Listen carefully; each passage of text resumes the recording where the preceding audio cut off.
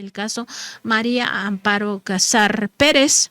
Ya lo decíamos, es un caso emblemático, pues porque esta académica, esta exfuncionaria pública, pues se ha dado a la tarea de señalar con una mano, con su dedo flamígero, a quienes serían pues presuntamente corruptos o corruptas, incluso sin tener pruebas de ello, y con la otra mano está recibiendo esta pensión multimillonaria. Estamos hablando de un presunto fraude continuado que ha denunciado Petróleos Mexicanos desde febrero de 2024 ante las autoridades conducentes por más de 48 millones de pesos, lo que se atribuye directamente al pago de pensión vitalicia asciende a más de 31 millones de pesos, y a eso se le suma el pago indebido o presuntamente indebido de los seguros por 17.6 millones de pesos. Este fraude que denunció penalmente Petróleos Mexicanos y que involucraría no solo a la presidenta de la organización civil Mexicanos contra la Corrupción y la Impunidad. Recordar que Mexicanos contra la Corrupción y la Impunidad fue fundada y presidida por el propio empresario Claudio X González Guajardo, actual líder del PRIAN, líder de la oposición.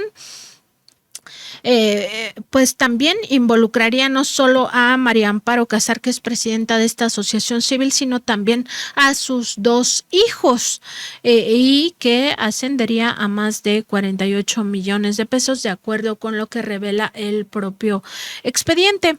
En estos documentos consta que al mismo tiempo que María Amparo Casar se desempeñaba como coordinadora de asesores del secretario de Gobernación Santiago Krill Miranda, tramitó presuntamente de forma indebida esta pensión vitalicia pagada con el erario nacional a través de la petrolera.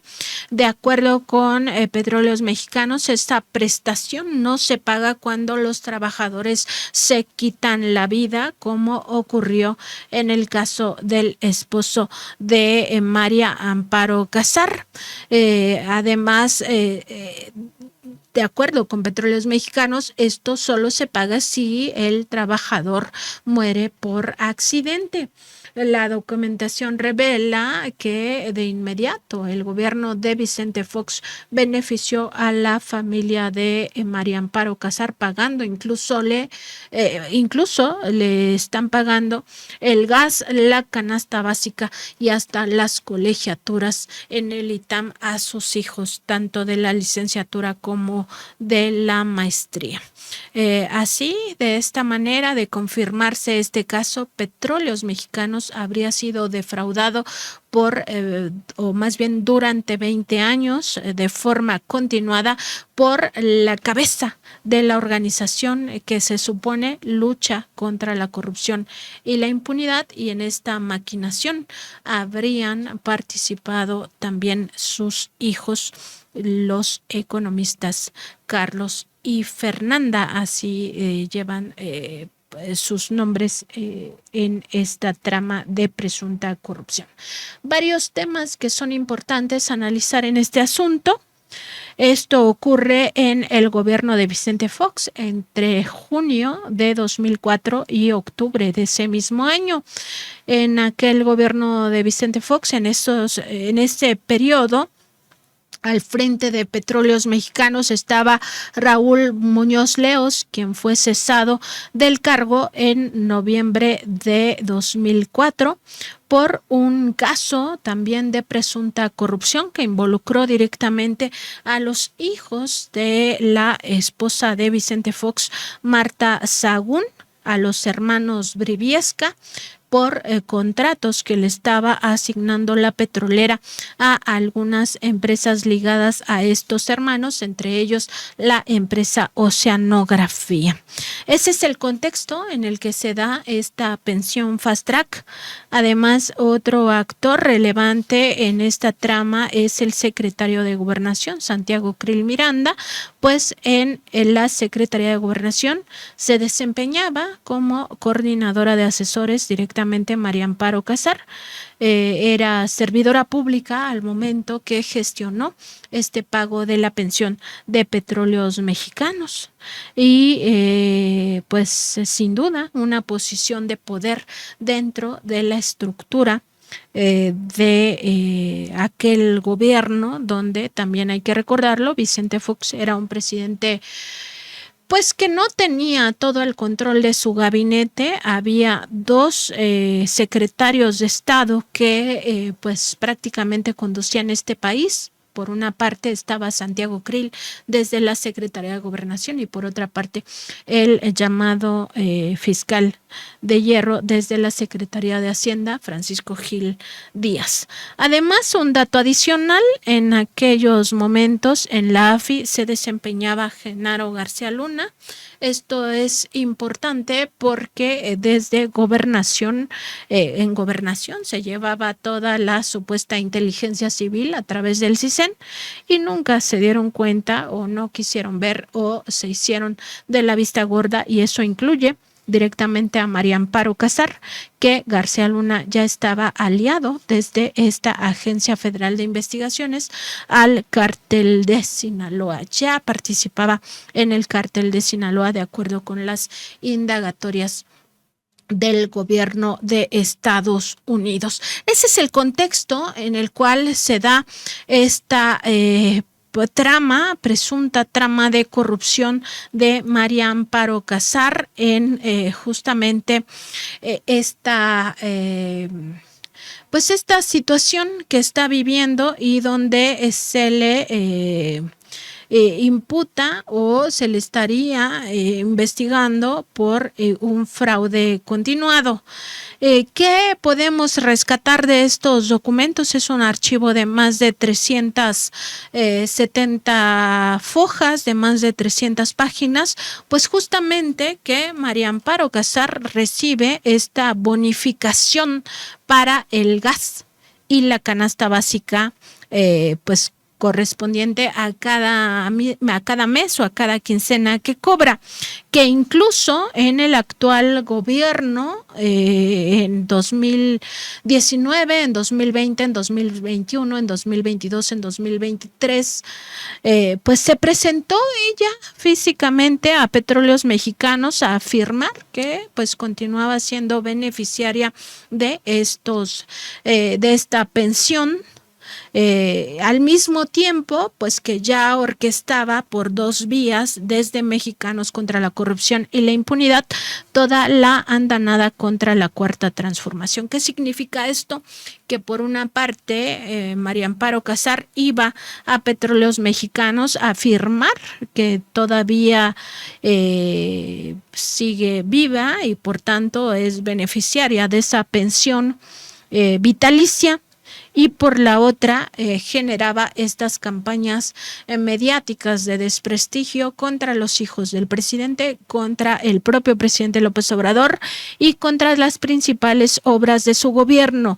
Y por la otra vía, también desde Mexicanos contra la Corrupción y la Impunidad, impulsando centenas de amparos para evitar que se construyera, por ejemplo, el Tren Maya, la refinería Dos Bocas, el Aeropuerto Internacional Felipe Ángeles.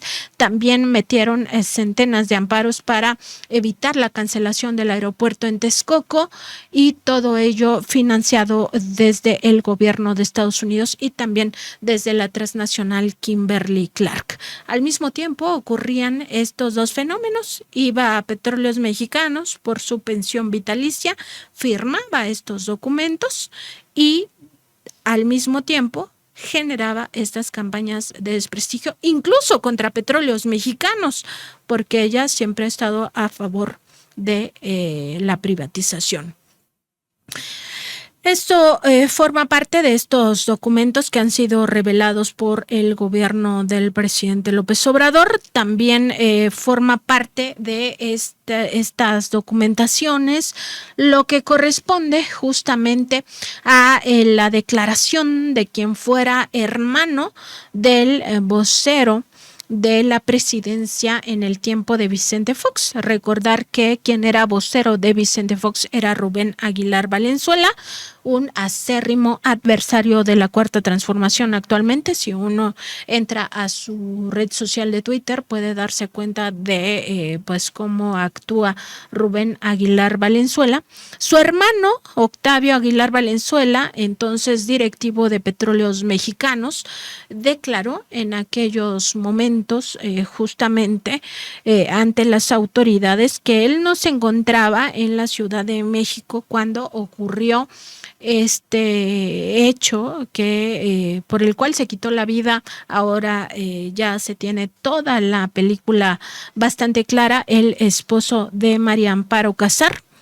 Pero además revela en esta declaración que dio al Ministerio Público que es el puesto se le dio a este personaje, al licenciado Márquez Padilla, pues por amiguismo. Él dice que conoció a Márquez Padilla porque su hija de Márquez Padilla y de María Amparo Casar era amiga de la hija de Octavio Aguilar Valenzuela, y desde entonces lo invitó a incorporarse a la Sedesol, y luego en marzo de 2004 lo invitó a laborar en Petróleos Mexicanos. Sin embargo, empezó a trabajar en Pemex en junio de 2004 y señala, entre otras cosas, en esta declaración que que lo contrata porque necesitaba un coordinador de asesores, que Márquez Padilla fue buen padre. No obstante, esto es literal sacado de este expediente, no obstante estar separado de su esposa, es decir, ya estaba incluso separado de María Amparo Casar, pero no divorciado, aclaraba en aquel momento, y que los hechos tuvieron que ser, esta es la versión que daba Octavio Aguilar Valenzuela y por la cual se sostuvo en algunos momentos que fue accidente para que ella pudiera cobrar esta pensión, y no se no se tomaba en cuenta que desde las primeras horas ya se hablaba de un suicidio, pues justamente para darle la pensión millonaria y el seguro de vida. Que debió ser, según Octavio Aguilar Valenzuela, un lamentable accidente, ya que el licenciado Márquez Padilla acostumbraba a sentarse en el filo de la ventana de su oficina de espaldas para fumar y el humo se saliera por la ventana.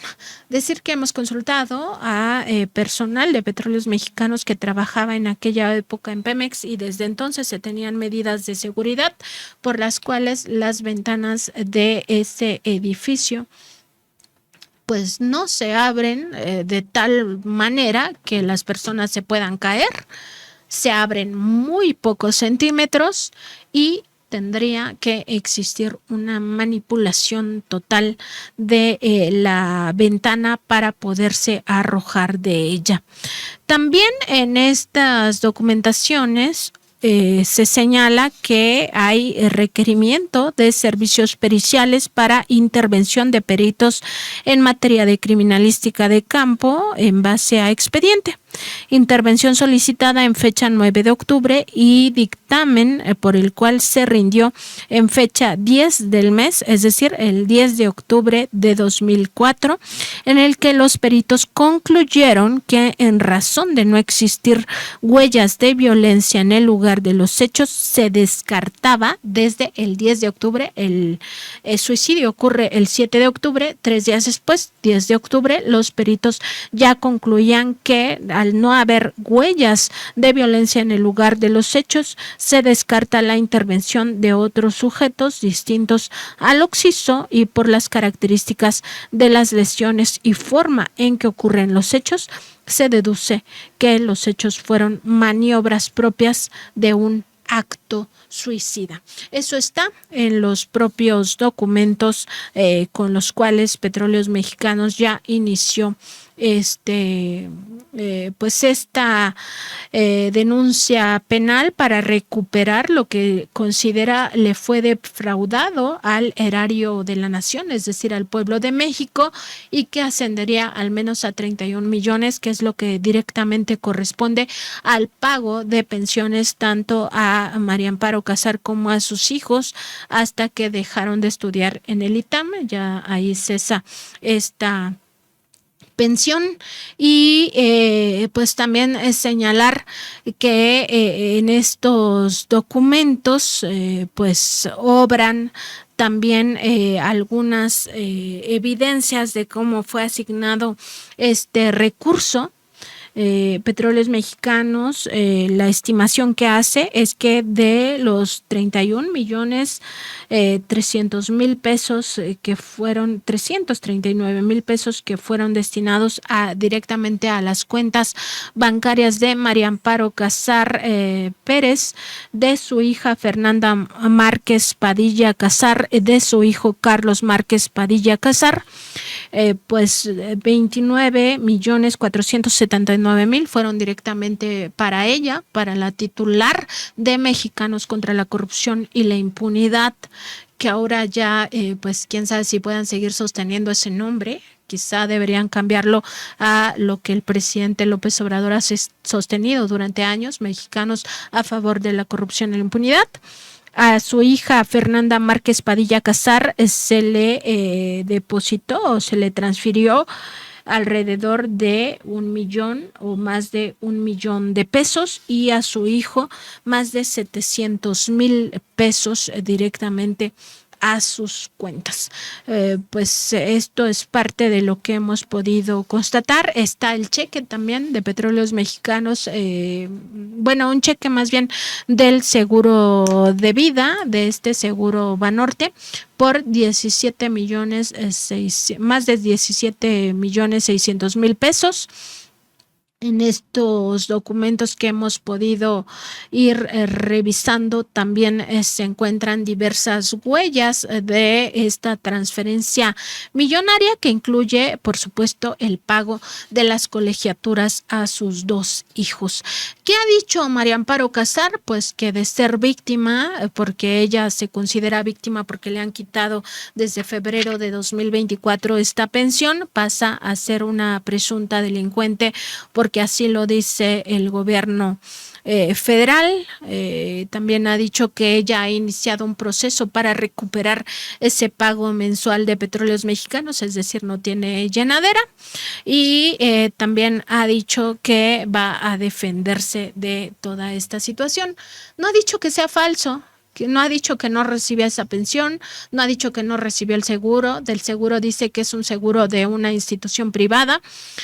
No se ha referido de forma clara a en qué momento fue notificada de esta, pues de este suicidio. Eso no lo ha dicho ella. Pero en el expediente queda constancia de que se trató justamente de un suicidio. El dictamen pericial de la muerte del esposo de Amparo Casar confirma que se dictó el no ejercicio de la acción penal porque el esposo de la titular de Mexicanos contra la Corrupción y la Impunidad se quitó la vida intencionalmente, y por eso, de acuerdo con Petróleos Mexicanos, no aplicaba la pensión. Literal, este informe pericial señala, lo voy a leer, empiezo la cita: se desprende que en este caso no se acreditaron los elementos constitutivos del cuerpo del delito de homicidio, y que, de acuerdo a lo actuado, el ahora occiso realizó maniobras con el fin de quitarse la vida, lanzándose por la ventana del 12º piso del edificio de Pemex. Esto se desprende del dictamen de criminalística de campo, en el que elaboraron mecánica de hechos y en el que se concluyó que Carlos Fernando Márquez Padilla García, esposo, esto es una acotación mía, esposo de María Amparo Casar Pérez, hasta aquí la acotación, al encontrarse en su oficina se precipitó por una ventana, cayendo con la cabeza hacia abajo, y bueno, algunos otros detalles que no los vamos a leer por considerar que ya son muy propios de la forma en que perdió la vida esta persona, Carlos Fernando Márquez Padilla García, quien se desempeñaba como coordinador de asesores del entonces director de administración, hermano del vocero del presidente Vicente Fox. Importante tener siempre en cuenta que María Amparo Casar era coordinadora de asesores de Santiago Krill Miranda en ese momento, lo que significa una posición de poder, y que hay varios asuntos que implicarían posibles actos de corrupción. El primero de ellos, por supuesto, el fraude continuado que ha denunciado Petróleos Mexicanos. El segundo de ellos, un posible tráfico de influencias. El tercero de ellos tiene que ver con el amiguismo por la forma en cómo el esposo de María Amparo Casar, Carlos Fernando Márquez Padilla García, pues obtuvo este cargo simplemente porque su hija era amiga de la hija de Octavio Aguilar Valenzuela. Y por último, revisar todo el tema que tiene que ver también con el influyentismo. Esos son los asuntos de corrupción que en otro momento, y si se tratara de otra persona, todos aquellos que están en una campaña en defensa de María Amparo Casar, como si lo más importante fuera los datos personales y no el fondo, que es esta maquinación, presunta maquinación para cometer un fraude contra Petróleos Mexicanos que supera los 31 millones de pesos, que podría ascender al final a más de 48 millones si se le suma el pago del seguro de vida. Pues en realidad nunca han estado comprometidos con la lucha anticorrupción. En realidad forman parte de un bloque que lucha por privilegios, que cree que ellos sí se merecen las transferencias directas del dinero público, que la gente en situación de pobreza no se lo merece, y además que estos privilegios los debe pagar el erario de la nación. Y decíamos, si se tratara de alguna otra persona, sobre todo si fuera parte de la Cuarta Transformación, ¿qué es lo que estaría pasando? ¿Cuál sería el escenario? ¿Qué es lo que estarían diciendo esos mismos comunicadores, opinólogos, que no periodistas, porque el periodismo solo se hace a partir de la ética periodística?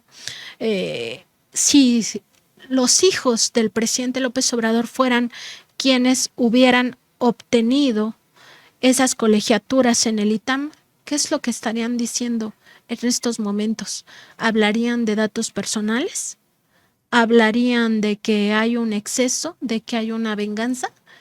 ¿O, por el contrario, estarían día y noche con este tema diciendo que son los peores criminales? Bueno, pues ahí está también para la reflexión de todas y todos cómo se comportan estas corporaciones mediáticas y también las organizaciones civiles y académicas que están ligadas a este grupo oligárquico que estaba acostumbrado a servirse con la cuchara grande. Y ya lo decíamos, no solo las colegiaturas en el ITAM de los hijos de María Amparo Casar se pagaron con dinero del pueblo, sino también hasta el gas y la canasta básica. 48 millones de pesos ascendería este fraude. Vamos a recuperar, pues justo para conocer cómo es el pensamiento de estas personas, particularmente el pensamiento de María Amparo Casar, aliada de Claudio X González Guajardo, en torno a todo lo que está pasando con México, porque esto nos va a llevar a comprender mucho más esta situación.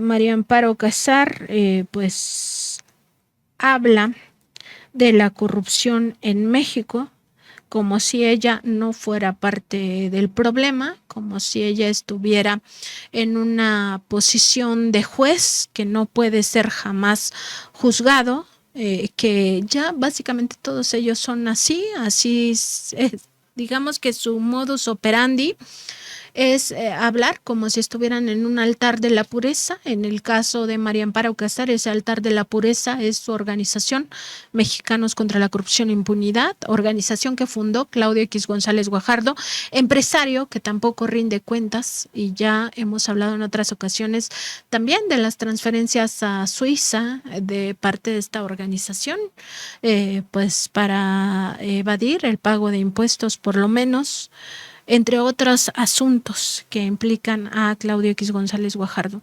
acostumbrados a señalar, la mayoría de las veces sin pruebas, esta supuesta corrupción en otros, pero en ellos nunca ven la corrupción.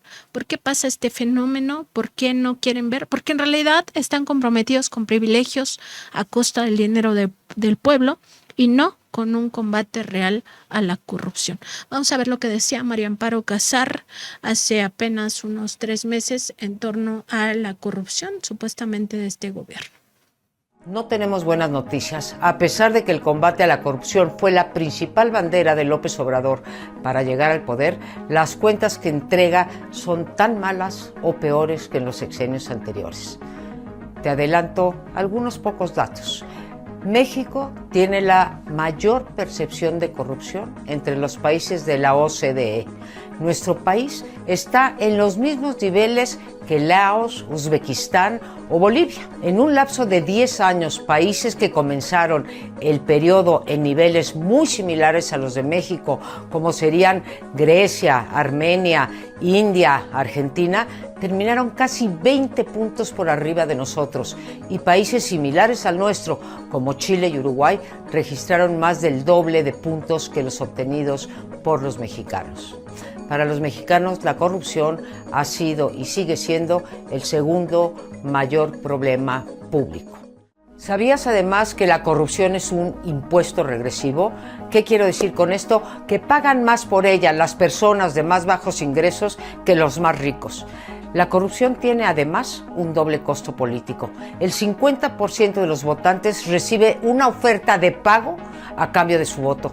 Y además, cada vez creemos menos en la democracia. En el índice global de impunidad no vamos mejor. Más bien, vamos como los cangrejos. En el 2017 tuvimos una calificación de casi 70 puntos y en el 2020 bajamos a menos de 50. Estas es una pequeña muestra de los muchos ejemplos que vas a encontrar en esta nueva edición de Anatomía de la Corrupción, escrita por Guillermo Cejudo y su servidor. No lo hemos logrado, pero estamos convencidos que si trabajamos juntos y el próximo gobierno se toma en serio el problema de la corrupción, puede dejar de ser un retrato del presente y convertirse en una fotografía del pasado. A eso aspiramos, a escribir la defunción de la corrupción. Al principio, bueno, le faltó en este corte que ella decía no hay buenas noticias, pareció que decía hay buenas noticias, en realidad decía no hay buenas noticias porque estamos peor que otros gobiernos. Pues quién sabe qué es lo que no veía en los gobiernos de Calderón cuando al frente de la Secretaría de Seguridad Pública estaba Genaro García Luna y se había aliado con el cártel de Sinaloa, que eso no es corrupción para María Amparo Casar, que eso no es un gran escándalo. Bueno, pues para ella estamos peor ahora según su propia estimación.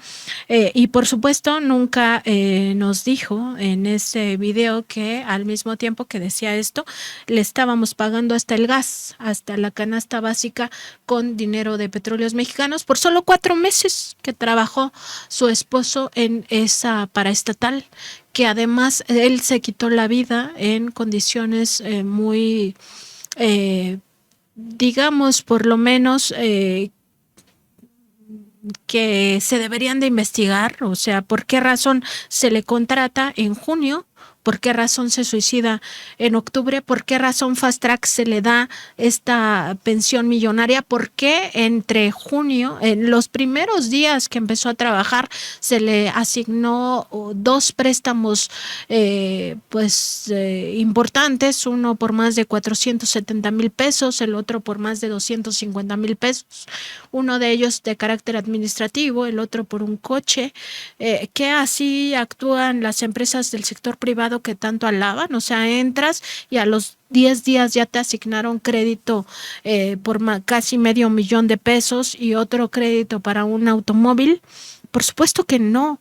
Y después de obtener esta situación se le pagan dinero de más en sus quincenas, y a los 4 meses, menos de 4 meses, se suicida y le dan todo este beneficio por años, 2 décadas, a esta señora que nos dice cómo debe ser el combate a la corrupción y la impunidad en México. Bueno, pues ahí está lo que declaraba hace apenas un par de meses. Pero también fue invitada por el Centro CATS para Estudiantes Mexicanos el 24 de octubre de 2023 a hablar pues de cómo ve la democracia, los riesgos a la democracia, cómo ve al gobierno de López Obrador de cara a las elecciones de 2024.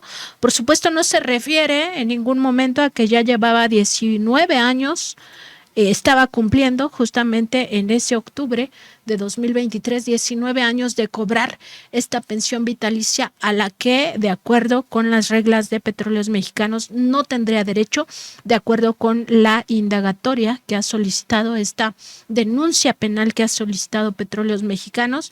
Esto solo se le podría entregar a pues servidores públicos que sufrieron accidente al interior de la paraestatal, no a quienes se quitan la vida pues por su propia decisión.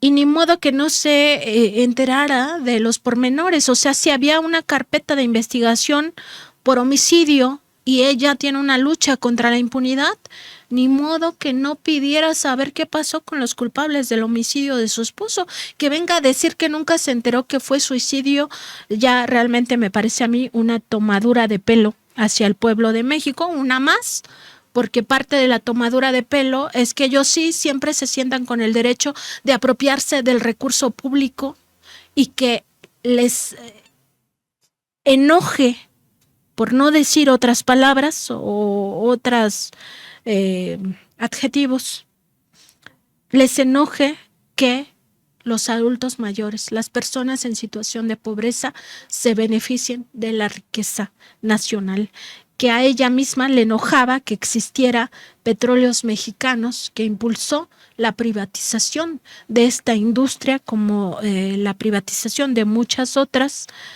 y que eso se refleja justamente en su pensamiento. Por supuesto que en esta plática no habla de que llevaba 19 años de obtener esa pensión presuntamente de forma indebida. Lo que sí dice es lo que para ella considera riesgos a la democracia. Vamos a verlo y regresamos. Que pienso que las democracias siempre tienen retos, pero hay grados y hay momentos en el tiempo en que estos retos se acrecientan y momentos en que se apaciguan, son menos focos rojos. Aún en democracias tan consolidadas como la de Estados Unidos, como vimos con Trump, o Gran Bretaña, como vimos con Boris Johnson, pero hay veces que hay mayores retos. En el caso de México, muchos de los retos democráticos existían antes de que llegara López Obrador al poder, antes de que llegara la nueva administración. Menciono solamente 4: un sistema de administración y procuración de justicia, pues francamente fallido, una desigualdad demasiado marcada, tanto en términos económicos, en términos, digamos, de ingresos, como, y me importa mucho esto, de acceso a los derechos fundamentales, esos que ponemos en la Constitución. 4, niveles de corrupción y tolerancia hacia hacia estos dos fenómenos que a mí me parecen inadmisibles. Todo esto es previo a la llegada de López Obrador, y una cultura de la legalidad del mexicano bastante pobre. Desde que se escribió hace muchos años, hace 50 años, sobre la democracia en México, esta parte de la cultura de la legalidad, francamente, y con mucha pena lo digo, pues no hemos avanzado prácticamente nada. Y menciono solamente estos cuatro retos a manera, digamos, de ejemplo, pero sobre todo para dejar claro mi posición de que no pienso que vivíamos en un idilio democrático antes de que llegara López Obrador, ni un idilio de Estado de Derecho antes del cambio de gobierno del 2018. Lo que estoy planteando es que, además de los problemas que acabo de identificar, y que siguen tan vigentes como en el 2018, ahora se añaden otros que creíamos superados. Muy en particular se añade el del retroceso democrático. Y lo que quiero hacer en esta conversación con ustedes, en esta plática, para contestar la pregunta que da pie al seminario, quiero tomar como punto de partida el status quo al 18, ¿sí? Y ver qué ha pasado en estos 5 años. Y identifico 5 o 6 cambios que creo que vale la pena. Creo que cada uno de ellos daría para una conferencia completa, pero creo que vale la pena cuando menos enunciarlos en este tiempo. La primera que me preocupa muchísimo es que en las décadas pasadas, México, acuérdense que llegó muy tarde a este fenómeno de los gobiernos sin mayoría, hasta 1997, cuando vemos Brasil, Argentina, Colombia, Venezuela, pues todos habían experimentado gobiernos sin mayoría para el partido del presidente. México hasta el 97 llegamos a eso. Bueno, de entonces para acá se había instaurado una serie de prácticas que yo diría eminentemente democráticas. ¿Cuáles son estas prácticas que hoy echo en falta? Primero, la deliberación y la negociación, ¿sí?, contra la imposición. Poco a poco, y te diría que incluso antes de la alternancia, se fue instalando la práctica de deliberar entre los grupos parlamentarios y de negociar las iniciativas, tener agendas más plurales, etcétera, particularmente en el Congreso. Y eso lo cambiamos a mis iniciativas no se les mueve una coma. ¿Sí? Entonces, les doy algo que a mí me parece muy ilustrativo, lo comentaba hace un rato con gente de la organización. Estamos en la antipolítica, ¿sí? Un presidente que en 5 años no se ha reunido una sola vez con la oposición, con los grupos de oposición en la Cámara de Diputados, que tienen la mitad de la Cámara de Diputados, no se ha reunido una sola vez con ellos, me parece que ya es revelador de una actitud muy poco democrática. Bueno, primero, seguramente cuando dice que no hay cultura de la legalidad o es bastante pobre entre los mexicanos y las mexicanas, pues quizá se refiera a la cultura que tiene su familia sobre la legalidad. Primero, porque recordar que con amiguismo es como su esposo obtuvo ese puesto, y después, saltándose la legalidad, es como ella y sus hijos obtuvieron las pensiones que suman más de 31 millones de pesos, que ya decíamos, ella se llevó más de 29 millones de pesos, su hija más de 1 millón de pesos y su hijo más de 700,000 pesos. Quizás se refiera a eso. Luego dice que no hay democracia porque en realidad el presidente es lo que él estime. Pues nada, es decir que la oposición ha votado todo en contra. ¿Para qué te vas a reunir con la oposición? ¿Y a qué se refiere refiere con que antes sí se había consenso a que votaron el FUAPROA, a que votaron la privatización de la educación, a que votaron la privatización del recurso energético, del petróleo, de la electricidad? ¿A qué se refiere con que antes sí había consenso? Que antes no hubo fraudes electorales monumentales en el 88, en el 2006, en el 2012, que no hubo ilegalidad en todos esos momentos. Pues en fin, es parte de su discurso. Su anfitrión en esta reunión del Centro CATS para estudiantes mexicanos le señala pues justamente no, antes de eso vamos a ver cómo ella critica pues el bien común como una especie de factor que debe prevalecer, y que al mismo tiempo en esta declaración revela cómo han hecho la guerra judicial. Habla de centenas de juicios de amparo contra la Cuarta Transformación, que es parte de lo que ellos, mexicanos contra la corrupción y la impunidad, sí han tenido como estrategia, y lo han hecho desde el inicio de este gobierno, mientras ella seguía cobrando de petróleos mexicanos. Vamos a escucharlo. El desprecio abierto a la ilegalidad basado en la idea de que por encima de la ley está la justicia y el bien común, que es el bien del pueblo. De nuevo, les digo, no es que los gobiernos priistas y panistas hubieran sido un modelo de legalidad, pero la toma de decisiones al margen de la ley y la recurrencia a decretos administrativos se ha acrecentado cuantitativamente a niveles que no habíamos visto antes. No me da tiempo de mostrarles una gráfica, pero les digo y les mando con Emilio, en estos 5 años de gobierno que llevamos, las controversias constitucionales y las acciones de inconstitucionalidad en contra del Poder Ejecutivo han crecido 300%. 300%. ¿Sí? Los amparos se cuentan por miles, no puedo llevar una base de datos de esto, pero tenemos lo que los abogados llaman pues un gobierno subyúdice, en donde las principales medidas de política pública o de cambios en la legalidad están controvertidas en la Suprema Corte de Justicia.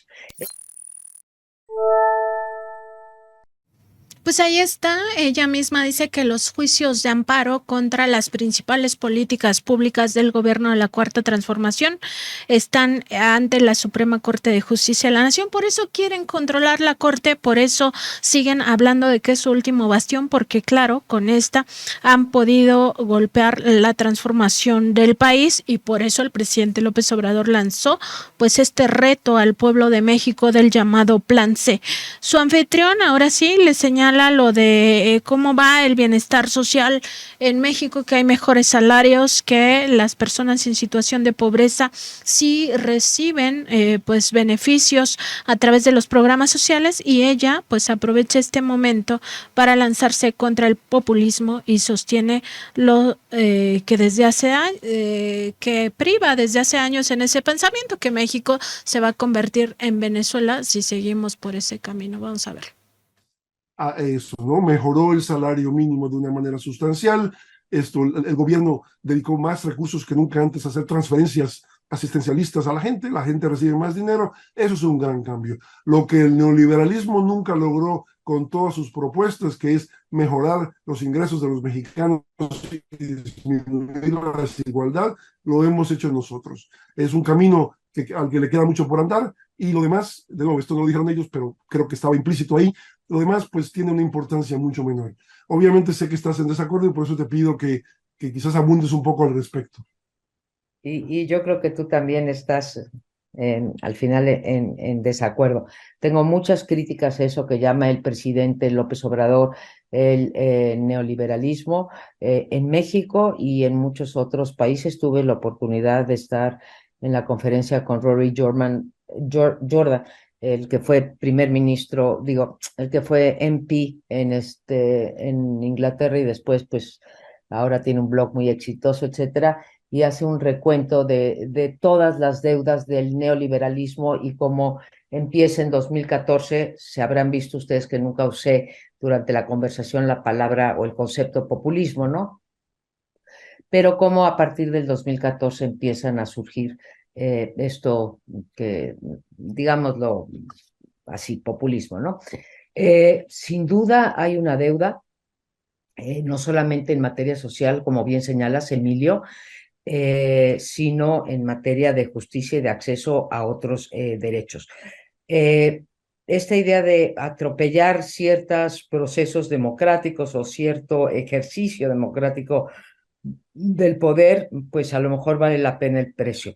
Yo pienso que el precio nunca es poco, ¿sí? Que si nos moviéramos, no digo que estemos ahí instalados, pero realmente hacia un régimen abiertamente autoritario, veríamos, bueno, ahí tienes el caso de Venezuela, donde crecía, tampoco creo en la venezolanización de México, pero ahí veríamos cómo pues, se atropelló a la democracia y también el desempeño económico, pues bueno, ya lo conocen ustedes, y podríamos ir por países de Europa, más del este, de Asia, etcétera. Entonces, no creo que aún con las cifras de Coneval, sí, se redujo la pobreza. Si hacemos las comparaciones adecuadas, el tiempo en que más se redujo la pobreza en este país fue el año pico fue el 2006, ¿sí? En pobreza extrema no tenemos nada que decir. Sí acepto y creo que hay que resaltarlo, lo de los salarios mínimos. Hay muy pocas cosas que se pueden, digamos, que podemos hablar que el pueblo ha mejorado. Pues en realidad está en desacuerdo con estas políticas públicas. Ella misma le dice al anfitrión, pues quizá tú también estás en desacuerdo en el fondo, ¿no? Y se refiere a estas transferencias del dinero público hacia las personas en situación de pobreza. Así está en desacuerdo con ellas, pero no en desacuerdo con que hubiera una transferencia presuntamente ilícita directamente a su cuenta bancaria a través de esta pensión vitalicia que según las reglas de Petróleos Mexicanos no tenía derecho y que ha cobrado hasta febrero de 2024, incluyendo pues todos estos años en los que ha actuado en contra del pueblo de México.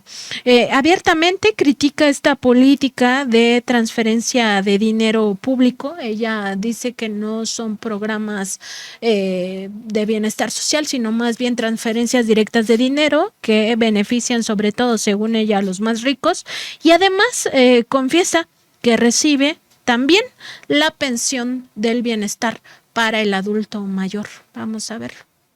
Nos cargo de que no hay una política social, hay una política de transferencia, básicamente en efectivo, para ciertos sectores de la población.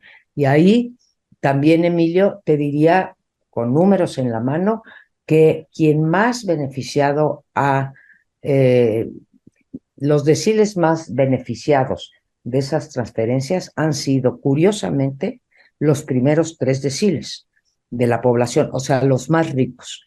Creo en términos generales en las políticas universales, porque creo que dan espacio a menor corrupción, pero no puede ser que los 3 deciles más altos estén recibiendo hoy el 20% de esas transferencias, ¿sí? Que una persona, yo que tengo más de 64 años,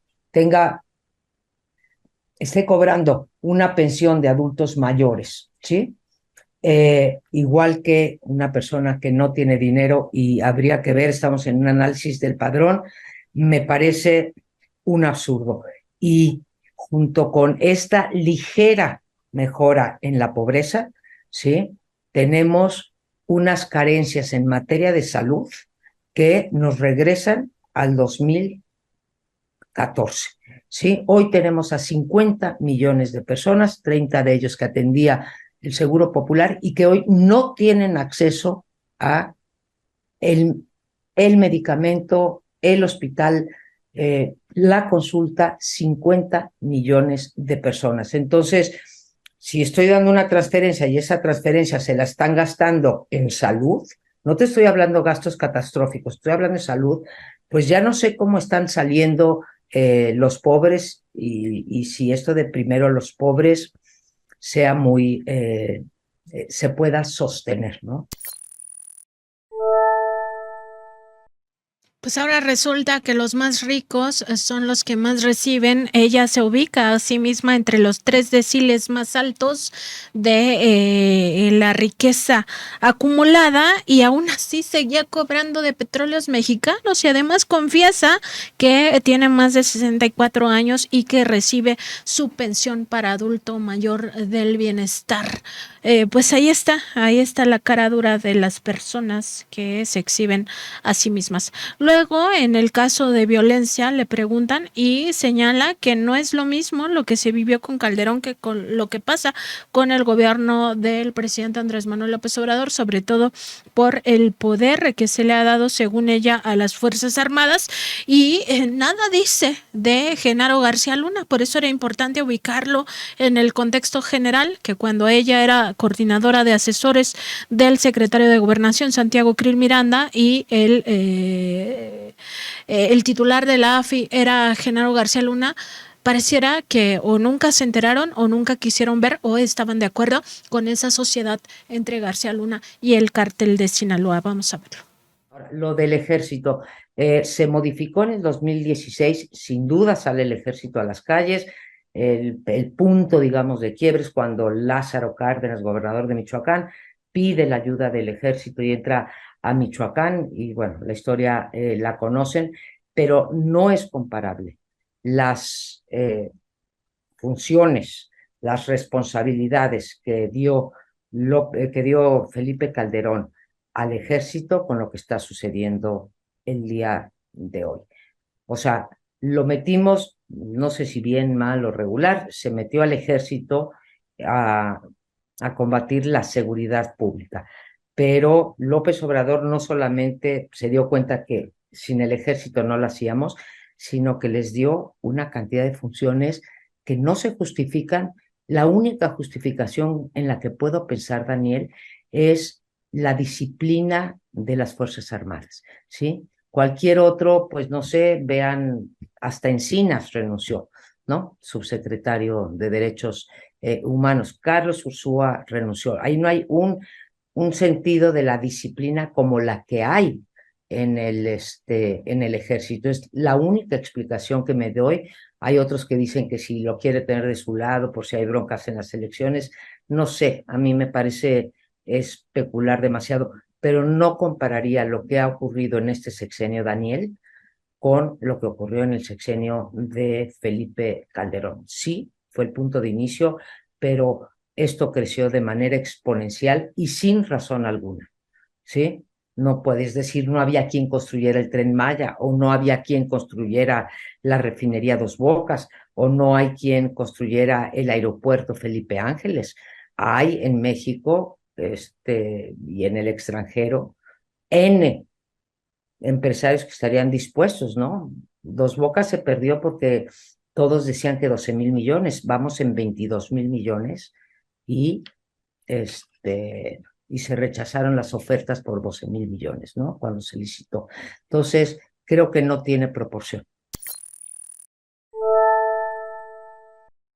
Ahí están las coincidencias directamente con la campaña de Xóchitl Gálvez. Primero escuchábamos que ella está de acuerdo con el Seguro Popular, que es la privatización del sistema sanitario y que ha impulsado o que impulsó en su momento eso del cártel de las medicinas y de toda la corrupción en el sector sanitario. Y ahora la escuchábamos diciendo pues que todo esto de la construcción del Tren Maya, la refinería, pues debió de haber quedado en la iniciativa privada y no en el ejército, porque no estaba el ejército para esas funciones.